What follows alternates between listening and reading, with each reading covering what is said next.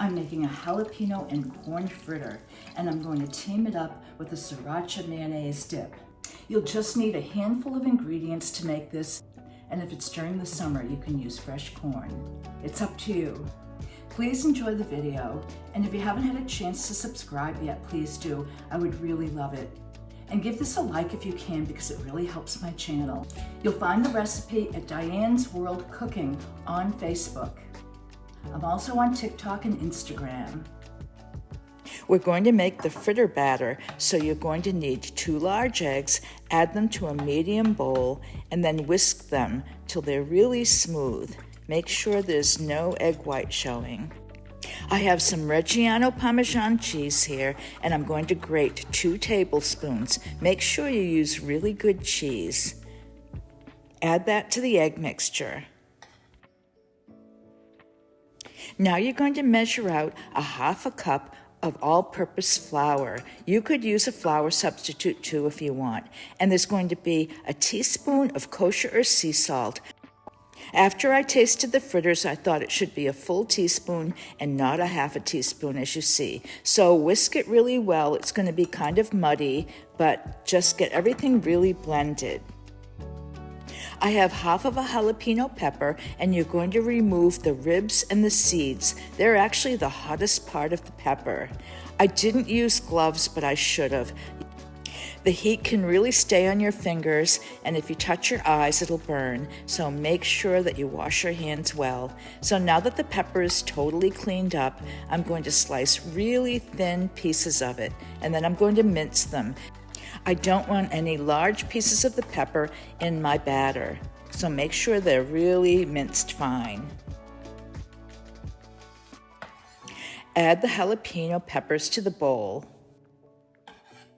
I have a bunch of chives that I got in my garden, but basically with this recipe you use a scallion, and I would use just 1 scallion, both the green and the light part, and add that to the batter. Now I'm adding 2 cups of corn that I have defrosted from the freezer, and you can use fresh corn if you'd like. Just cut it from the cob and then cook it in boiling water for about 2 minutes, then drain it and cool it down. I'm making sure that everything is mixed really well with my fritter batter. It's time to make the dipping sauce, so I'm going to take 1 cup of mayonnaise and add it to the bowl.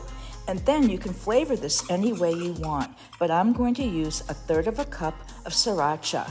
It's a little bit spicy, but boy, is it good with these fritters. So add that to the mayo and mix it really well, and you're going to also add 1 teaspoon of garlic powder. Blend it until it's really smooth. This will last in your fridge for 2 weeks. It's time to cook the fritters, so I have some canola oil here. And I didn't have quite enough, so I'm going to add some light olive oil. You can use any neutral oil. You'll need about 1 inch of oil in the pan. I have a small cookie scoop here, but you could also use a tablespoon. I'm checking the temperature, and it should be 350 degrees. Add your fritter batter, but make sure you have a little bit of room in that pan so they cook evenly. Now I'm going to turn them over after 3 minutes. Then you'll cook them for 3 minutes more after you flip them, and flip them 1 more time and cook them for 1 minute. This will ensure that they're golden brown and that the center is done, which is really important. I like to cut one open just to make sure the inside is done, and this looks perfect. But also taste it to make sure that it's cooked all the way through. You'll be able to tell.